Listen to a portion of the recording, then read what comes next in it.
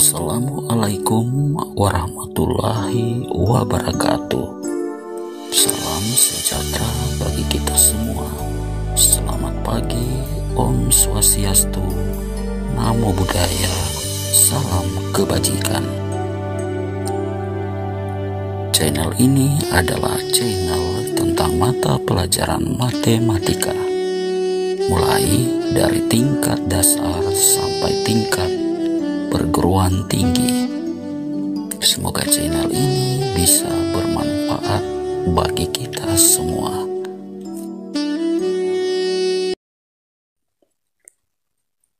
Kembali kita berjumpa dengan pembelajaran matematika. Kali ini kita akan membahas materi peluang 4.3. Menghitung peluang dengan menggunakan ruang contoh. Definisi: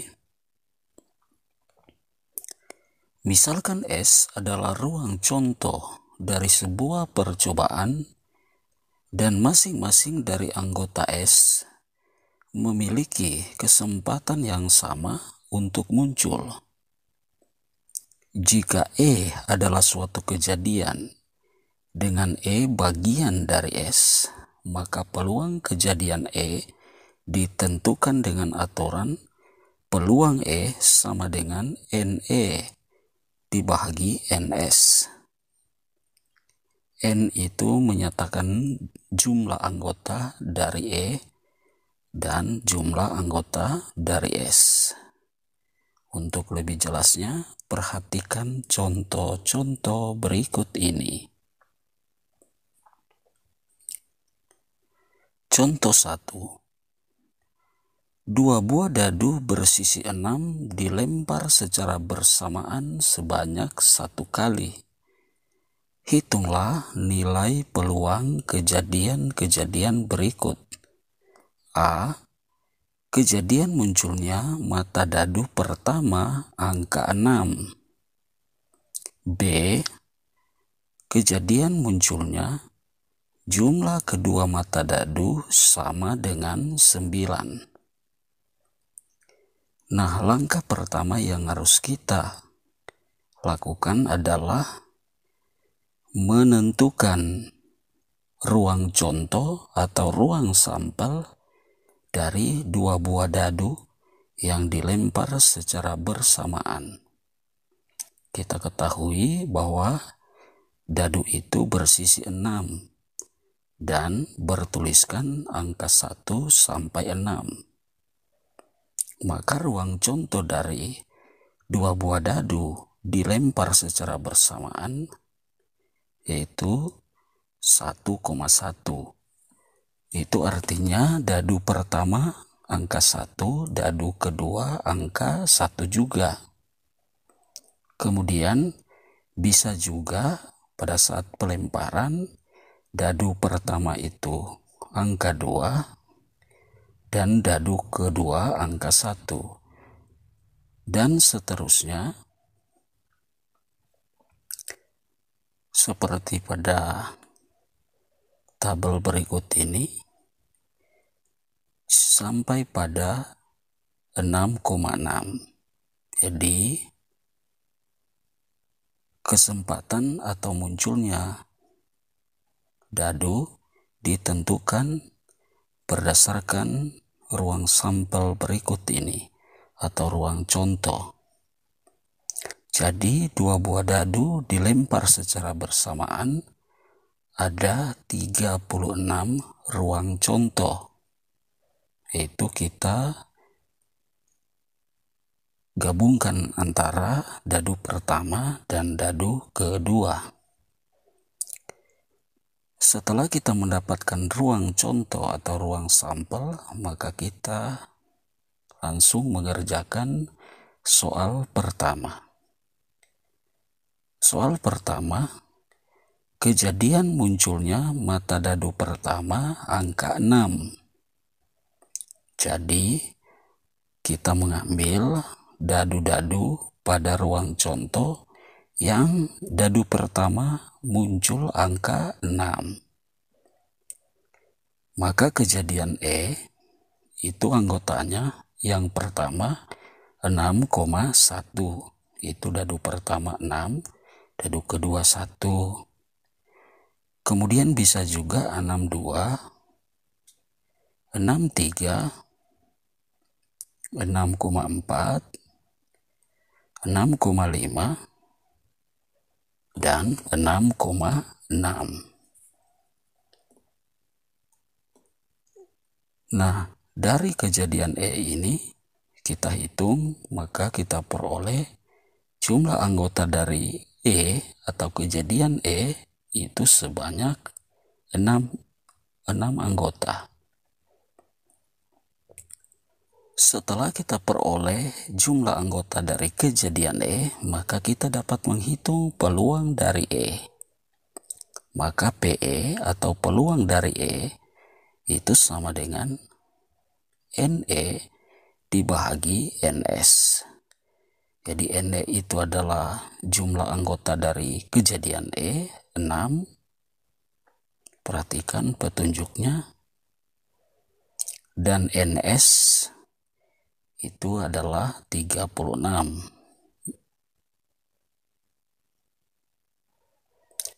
Maka hasilnya adalah 6/36. Kalau kita sederhanakan, maka hasilnya sama dengan 1/6. Jadi peluang kejadian munculnya mata dadu pertama angka 6, itu peluangnya adalah 1/6. Oke, kita lanjut pada soal B. Kejadian munculnya jumlah kedua mata dadu sama dengan 9. Jadi kedua mata dadu kalau kita jumlahkan itu hasilnya sama dengan 9. Jadi kita akan pilih anggota-anggota dari kejadian E pada ruang contoh. Jadi yang pertama 3,6. Kalau kita jumlahkan 9, kemudian 6,3, kemudian 4,5, 5,4. Nah, kemudian kita peroleh jumlah anggota dari kejadian E. Maka jumlahnya sama dengan 4. Kemudian kita langsung menentukan peluang kejadian E. Maka peluang E sama dengan NE per NS. NE sama dengan 4. Kita letakkan. Kemudian NS sama dengan 36. Maka kita peroleh hasilnya sama dengan 4/36. Kemudian kita sederhanakan pembilang dan penyebut kita bahagi 4, maka hasilnya sama dengan 1/9. Maka dapat disimpulkan bahwa peluang kejadian munculnya jumlah kedua mata dadu sama dengan 9, peluangnya adalah 1/9.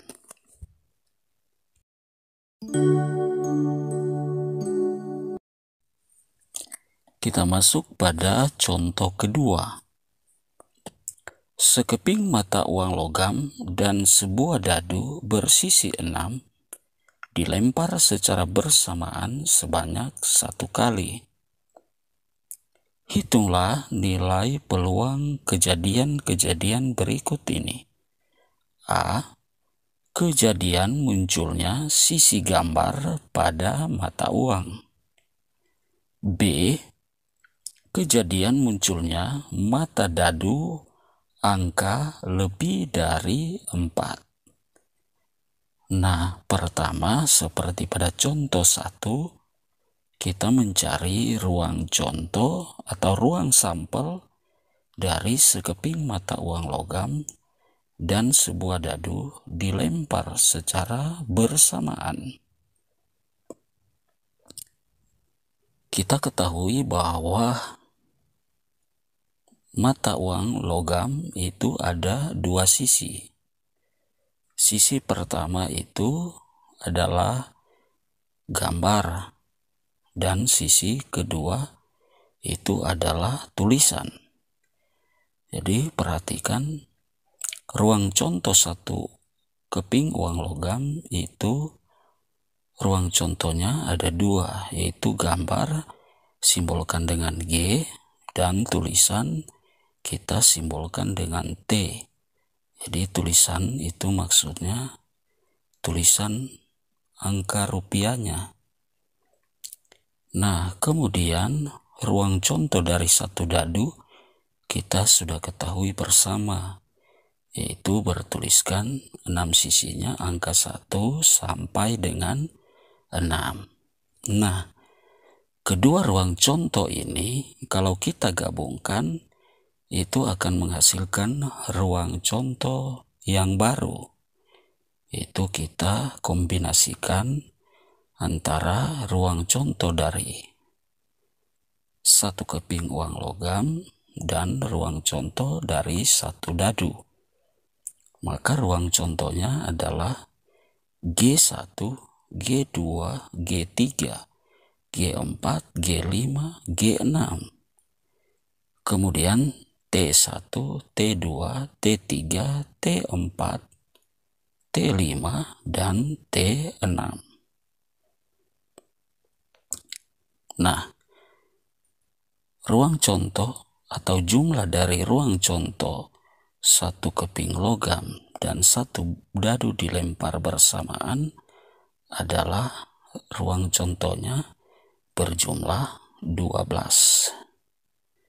Oke, sekarang kita akan lanjut untuk mengerjakan soal yang A. Soalnya adalah kejadian munculnya sisi gambar pada mata uang logam.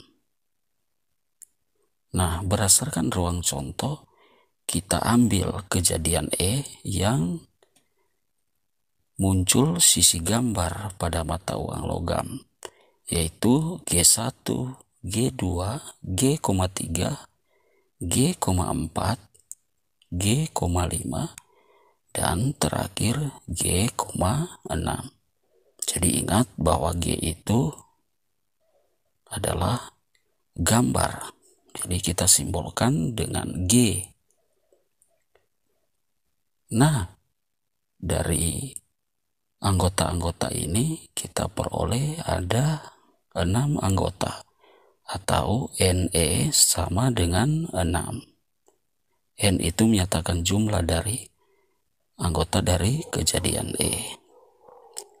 Maka dapat kita hitung peluang kejadian E itu sama dengan NE dibagi NS. Nah, NN-nya sama dengan 6. Kemudian NS-nya sama dengan 12. Maka hasilnya kita peroleh 6/12. Nah, jika kita sederhanakan 6/12, kita bahagi pembilang dan penyebut 6, maka hasilnya sama dengan 1/2.